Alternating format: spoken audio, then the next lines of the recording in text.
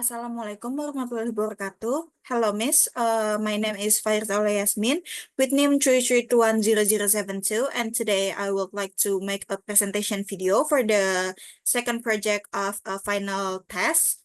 And the topic that I choose is the surface structure. So, without any further ado, let's move to the first slide. So, first, what is surface structure? In transformational and generative grammar, surface structure is the outward form of a sentence. In contrast to deep structure, or an abstract representation of a sentence, surface structure corresponds to the version of a sentence that can be spoken and heard. A modified version of the concept of surface structure is called as structure. Continue.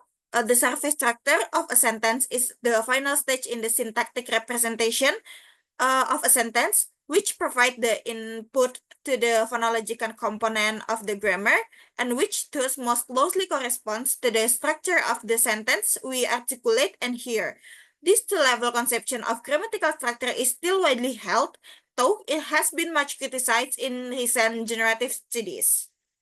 Next, an alternative conception is to relate surface structure directly to a semantic level of representation by passing deep structure altogether. The term surface grammar is sometimes used as an informal term for the superficial properties of the sentences. This was stated by David Crystal, a Dictionary of Linguistics and Phonetics, 6th 8, Wiley 2011. Next, the surface structure of the sentence often provides a number of obvious cues to the underlying syntactic representation. One obvious approach is to use these cues and a number of simple strategies that enable us to compute the syntactic structure. The earliest detailed exposition of this idea were by Beaver, 1970, and Fodor and Garrett, 1967. The researchers detailed a number of parsing strategies that use only syntactic cues. Perhaps the simplest example is that when we see or hear a determiner such as D or E, we know a noun phrase has just started. Okay, so there is an example, but before I will read this first.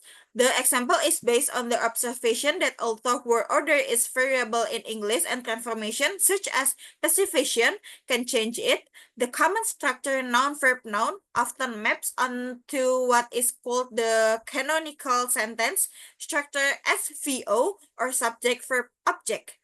That is, in most sentences we hear or read, the first noun is the subject and the second one the object. In fact, if we made use of this strategy, we could get a long way in comprehension. We try the simpler strategies first, and if they do not work, we try other ones. This was stated by Trevor Harley, The Psychology of Language, From Data to Theory, 4th ed. Psychology Press, 2014. And this is the example: John hits Fred. John hits Fred is a deep structure, and the surface structure of John hits Fred is John hit Fred, John was hitting Fred, Fred was hit by John. Okay, so we're moving to the analysis of the part 2. I choose the first number of the part 2. So the sentence is: the quick brown fox jumps over the lazy dog. D is the determiner. Quick is an adjective. Brown is a noun. Fox is a noun. Jumps is a verb. Over is a preposition. D is a determiner. Lazy is an adjective. And dog is a noun. So we start from the determiner, adjective, noun of a brown, noun of a fox.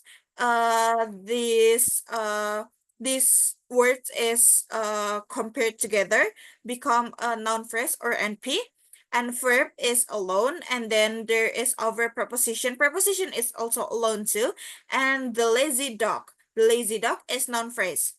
So verb and preposition. When verb and preposition meet, they will become a preposition phrase. So the first noun phrase and the last noun phrase of the sentences will become together to a sentence. So the noun phrase, preposition phrase, and noun phrase is become one sentence. So it become the sentence of a syntax tree. Okay, so thank you so much. That's all from me. I hope you enjoy and got what I mean. Thank you so much for your attention and listening. Goodbye and see you.